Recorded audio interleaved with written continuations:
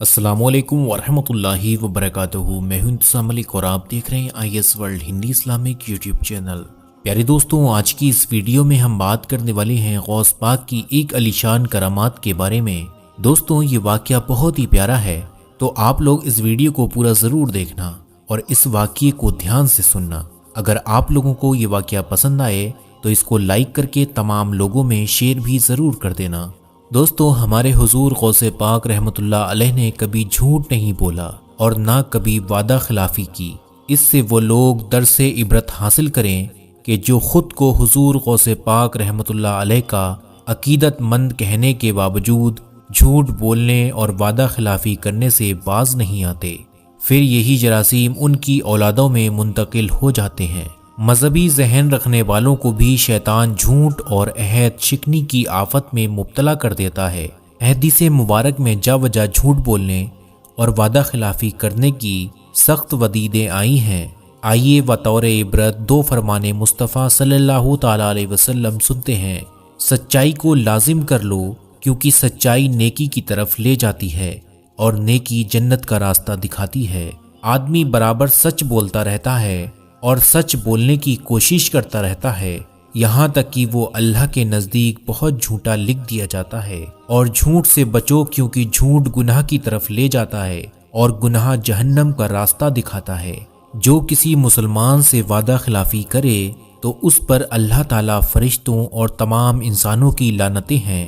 اس کا نہ کوئی نفل قبول ہوتا ہے اور نہ ہی فرض۔ حضرت سیدنا عبد المالک زیال بیان کرتے ہیں کہ میں غوث پاک رحمۃ اللہ علیہ کے مدرسے میں کھڑا تھا کہ آپ رحمۃ اللہ علیہ ایک عصا دستے مبارک میں لیے ہوئے اپنے گھر سے باہر تشریف لائے۔ میرے دل میں خیال آیا کہ کاش غوث پاک رحمۃ اللہ علیہ اپنے اس عصا کے ذریعے مجھے کوئی کرامات دکھائیں۔ میرے دل میں اس خیال کا آنا ہی تھا کہ آپ رحمۃ اللہ علیہ نے مسکراتے ہوئے میری طرف دیکھا اور اپنے عصا کو زمین میں گاڑ دیا۔ اچانک اس عصا سے ایک ایسا نور نکل کر آسمان تک جا پہنچا کہ جس سے فضا روشن ہو گئی۔ وہ نور بہت دیر تک روشن رہا، پھر آپ رحمۃ اللہ علیہ نے اس عصا کو زمین سے نکال لیا اور وہ جیسا تھا ویسا ہی ہو گیا۔ اس کے بعد آپ نے فرمایا، بس اے زیال، تم یہی چاہتے تھے نا؟ اور پیارے دوستوں، ایک مرتبہ رات کو سرکار بغداد حضور غوث پاک کے ساتھ حضرت شیخ احمد رفاعی اور حضرت عدی بن مسافر، حضرت سیدنا امام احمد بن حنبل رحمۃ اللہ علیہ کے مزار پر انور کی زیارت کے لیے تشریف لے گئے، مگر اس وقت اندھیرا بہت زیادہ تھا۔ حضور غوث اعظم رحمۃ اللہ علیہ ان کے آگے آگے تھے۔ آپ رحمۃ اللہ علیہ جب کسی پتھر، لکڑی، دیوار یا قبر کے پاس سے گزرتے تو اپنے ہاتھ مبارک سے اشارہ فرماتے تو وہ چاند کی طرح روشن ہو جاتا۔ سارے راستے آپ رحمۃ اللہ علیہ اسی طرح کرتے رہے، یہاں تک کہ وہ سب حضرات آپ کے مبارک ہاتھ کی روشنی کے ذریعے حضرت سیدنا امام احمد بن حنبل رحمۃ اللہ علیہ کے مزار مبارک تک پہنچ گئے۔ حضرت شیخ ابو الحسن کرشی فرماتے ہیں کہ میں اور شیخ ابو الحسن علی بن حیتی حضرت سیدنا شیخ معین الدین عبد القادر جیلانی رحمۃ اللہ علیہ کی خدمت میں ان کے مدرسے میں موجود تھا کہ آپ رحمۃ اللہ علیہ کی بارگاہ میں ابو غالب فضل اللہ نامی ایک مشہور تاجر حاضر ہوا اور عرض کرنے لگا کہ میرے سردار آپ رحمۃ اللہ علیہ کے نانا جان رحمت عالمیان کا فرمان جیشان ہے کہ جس شخص کو دعوت میں بلایا جائے اسے دعوت قبول کرنی چاہیے۔ میں اس لیے حاضر ہوا ہوں کہ آپ رحمۃ اللہ علیہ میرے گھر دعوت پر تشریف لائیں۔ اور آپ رحمۃ اللہ علیہ نے فرمایا، اگر مجھے اجازت ملی تو میں آؤں گا۔ لیکن پھر کچھ دیر بعد آپ نے مرکبہ کرنے کے بعد فرمایا، ہاں آ جاؤں گا۔ چنانچہ آپ رحمۃ اللہ علیہ اپنے خچر پر سوار ہوئے۔ شیخ علی نے خچر کی دائیں رکاب پکڑی اور میں نے بائیں رکاب تھامی اور اس کے گھر کی طرف چل دیے۔ جب ہم وہاں پہنچے تو دیکھا کہ بغداد کے مشائخ و علماء اور مؤذن پہلے ہی وہاں موجود ہیں۔ پھر دسترخوان بچھایا گیا اور اس پر انواع و اقسام کے کھانے چن دیے گئے۔ نیز دو آدمی ایک بڑا صندوق بھی اٹھا کر لائے جو کہ بند تھا۔ اس صندوق کو دسترخوان کے ایک طرف رکھ دیا گیا۔ پھر میزبان ابو غالب نے کھانا شروع کرنے کی اجازت دی، مگر اس وقت حضرت سیدنا شیخ معین الدین عبد القادر جیلانی رحمۃ اللہ علیہ مرکبے میں تھے، لہٰذا نہ آپ نے خود کھانا شروع کیا اور نہ ہی کسی کو کھانے کی اجازت دی۔ چنانچہ کسی نے بھی کھانا شروع نہ کیا۔ آپ رحمۃ اللہ علیہ کی ہیبت کے سبب حاضرین مجلس کی حالت ایسی تھی کہ گویا ان کے سروں پر پرندے بیٹھے ہیں۔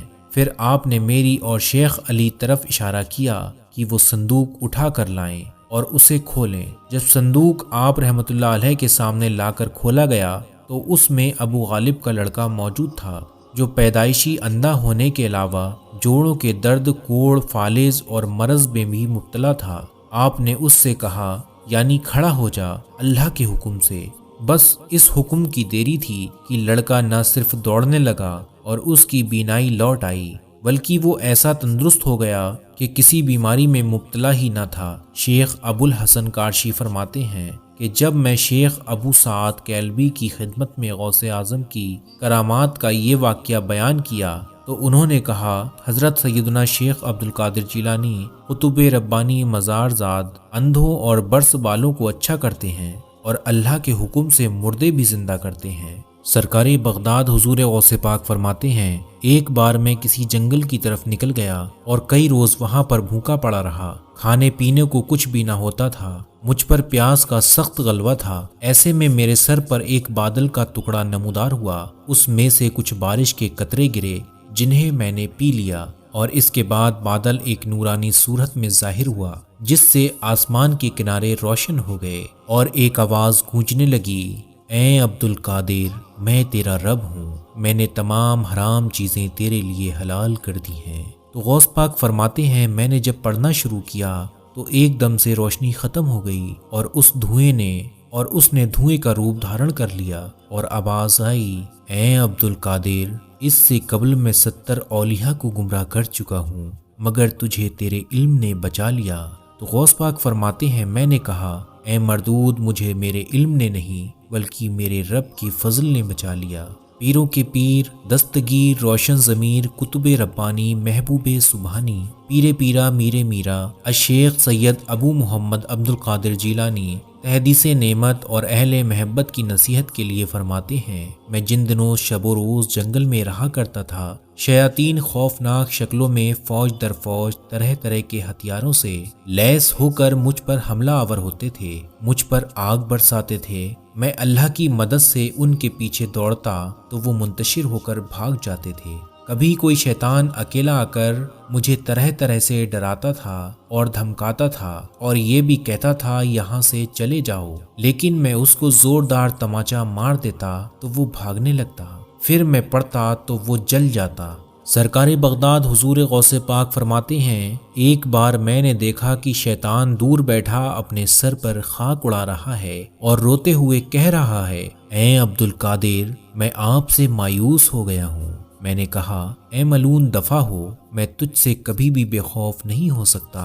وہ بولا، آپ کی یہ بات میرے لیے سب سے زیادہ سخت ہے۔ اس کے بعد اس نے مجھ پر بہت سارے جال اور فندے اور ہیلے ظاہر کیے اور میرے استفسار یعنی پوچھنے پر بتایا کہ یہ دنیا کے جال ہیں جن سے میں آپ جیسوں کا شکار کیا کرتا ہوں۔ میں 1 سال تک جد و جہد کرتا رہا، یہاں تک کہ وہ سارے جال ٹوٹ گئے۔ پھر میرے ارد گرد بہت سارے اسباب ظاہر ہوئے۔ میں نے پوچھا، یہ کیا ہے؟ تو کہا گیا کہ یہ آپ سے متعلق مخلوق کے اسباب ہیں، یعنی مخلوق کی محبتیں وغیرہ ہیں۔ اس میں بھی میں نے مزید 1 سال توجہ اور جد و جہد کی تو یہ بھی میرے سارے جال ٹوٹ گئے۔ پیارے دوستوں، آج کا واقعہ بس یہی تک تھا۔ میں امید کرتا ہوں آپ لوگوں کو یہ غوث پاک کا واقعہ پسند آیا ہوگا۔ اگر آپ لوگوں کو یہ ویڈیو اچھی لگی ہو تو اس ویڈیو کو غوث پاک کے نام سے لائک ضرور کر دینا اور تمام لوگوں میں شیئر بھی کر دینا۔ اگر آپ لوگوں نے ہمارے چینل IS World کو ابھی تک سبسکرائب نہیں کیا ہے تو ابھی چینل کو سبسکرائب کر کے